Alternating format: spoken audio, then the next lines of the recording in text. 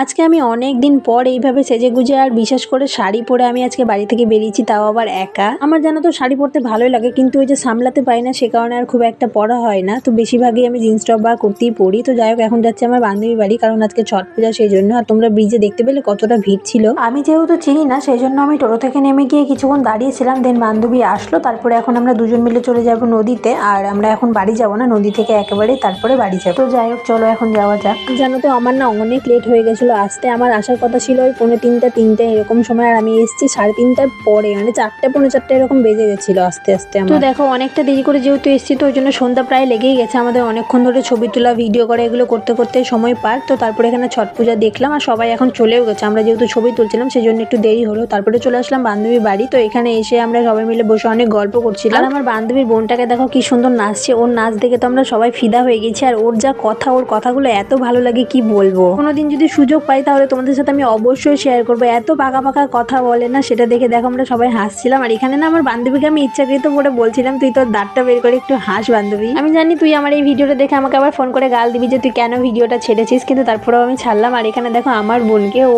এখানে লজ্জা পেয়ে গেল, যাই না কেন করে চলে আসলাম আমরা খাওয়া দাওয়া করতে। এখানে জানো তো রান্না হয়নি, কিন্তু তারপরে আমি কাকিমাকে বললাম যে তুমি আমাকে যা হয়েছে সেটা দিয়ে দাও, কারণ বাড়ি যেতে আমাদের অনেকটা লেট হয়ে যাবে। আর এখানে না একটু বেশি রাত হয়ে গেলে গাড়ি পাওয়া যায় না, তো সেই জন্য আমরা তাড়াহুড়ো করে এখন খেতে বসে গেছি। আর জানো তো আমি না শাড়ি পরে অস্থির হয়ে গেছিলাম, কারণ কোনোদিন এইভাবে তো শাড়ি পরে এতক্ষণ থাকে, সেই জন্য শরীরটা খুব অস্থির লাগছিল।